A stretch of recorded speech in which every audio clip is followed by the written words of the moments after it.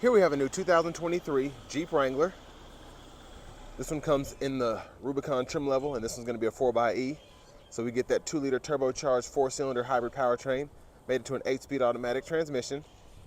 And this one comes in the Hydro Blue Pearl, and then we have black cloth interior. So coming around the front end here, you might have just heard where the engine shut off. But we have LED headlamps along with LED daytime running lights and LED fog lights. And then down here we have the 17-inch aluminum wheels. We get passive keyless entry on the front. And then we have our power mirror controls here, power door lock controls here. Storage pocket there. Headlamp controls here, and then you can actually decide what drive mode you want to be in, whether you want to be in the full electric mode, the hybrid mode, or the e-save mode. And then we open our fuel cap here. I'll hit that button now. And then over here, front driver's seat. And of course we can use that for the seat back. Then use this to pump the seat up or down. And then this is going to be for our lumbar support. So you have the same adjustability you'd expect out of a premium vehicle. This is all manual controls, of course, for when the doors are off, etc. But I have the seat in front of me adjust for someone of my size, so let's see how the legroom is back here. So you saw I just leaned the seat back up a little bit, but decent legroom. And I do like that we have seat pockets behind on both seats. And then rear AC vents here. Then we can control our windows from back here as well. 2 USB ports. And you can, it's USB-C, USB-A duo there, so depending on which port you need, you can use that. And then we have a 115 volt 3-prong household plug-in down there. And then our middle seat does fold down, and we have cup holders here. And if you need to, you could actually hang your clothes here if you have the top on and everything. But let's make our way to the back. Fuel cap is here.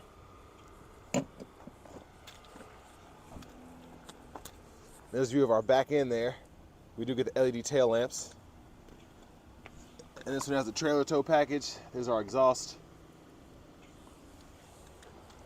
And you can also use your cargo space here. We do have the Alpine sound system. There's a subwoofer back there. And I can say from personal experience, it's a really good system. Of course, you could upgrade to the Harman Kardon system and get even better sound, but the Alpine, pretty good.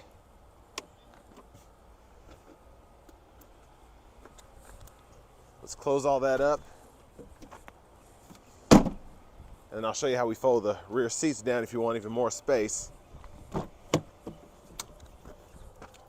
Come right here, and that'll fold almost flat, and then you can run longer objects through if you need to. But pretty easy to adjust here, and then you can actually fold that flat like that, and then your battery is going to be right underneath the seat there.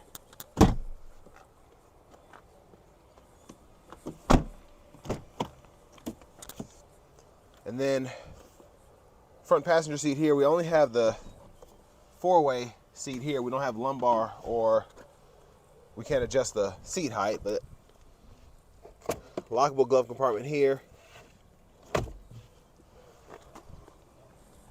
Actually, let me look at this window sticker really quickly before we go further. So the 4xe does give you a bit of a price increase as opposed to the regular Wranglers. So pretty expensive, but I mean, these are fun. I rented a Jeep once, it was awesome. I didn't get the 4xe, but still gonna test it out and see how it does. The battery's depleted in this one, but I think you can get around 20, depending on how you drive, maybe 25 miles on a charge before the gas engine kicks on. And then to pop the hood, take this off. Then on either side, undo that. And there's that 2-liter turbocharged 4-cylinder. And everything's kind of tucked in there. But this is how you actually open it, pull that there, and then you just go in reverse to lock it back up. I will say this is very difficult to do with one hand, but the charge port is also right here. You have a cap there.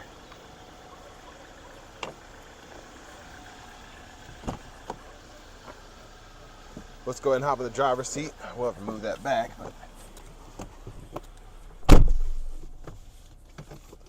So leather wrap steering wheel here is really nice.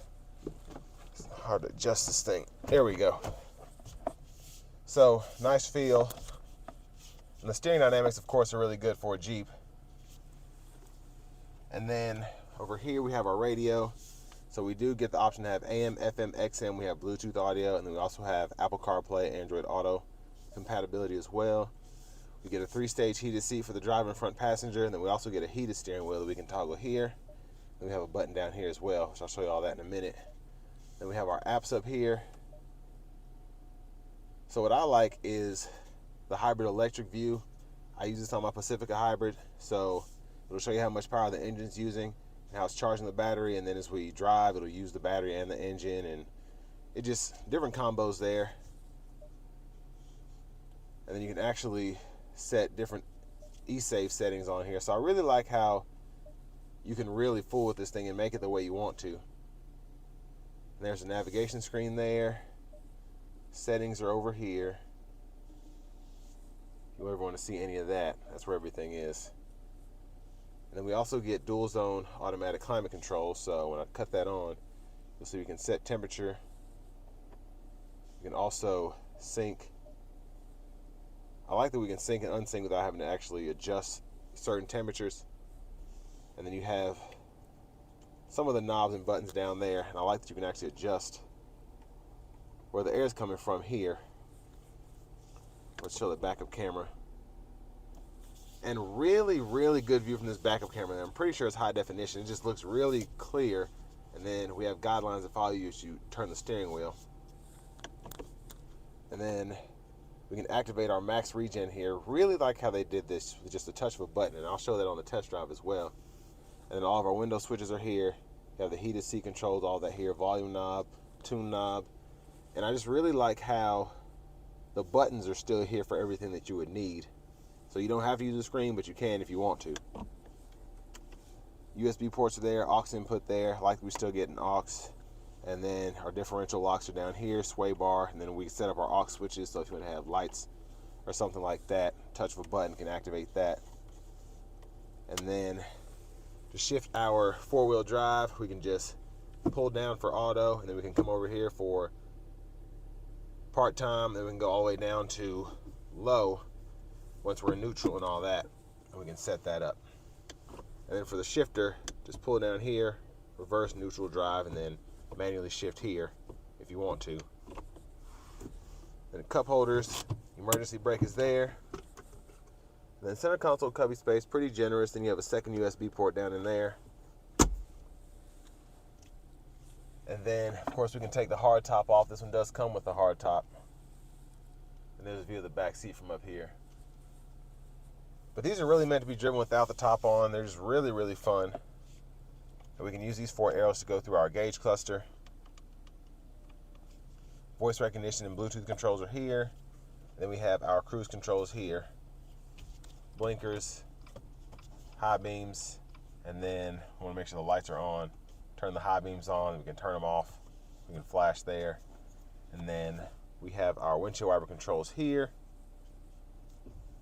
So that's one time that we can do the rear wiper there, and then adjust the front wiper there. And then you can pull up for mist up front, and then we can pull back for mist in the back. There's our push button start. And finally, here's our key fob with remote start.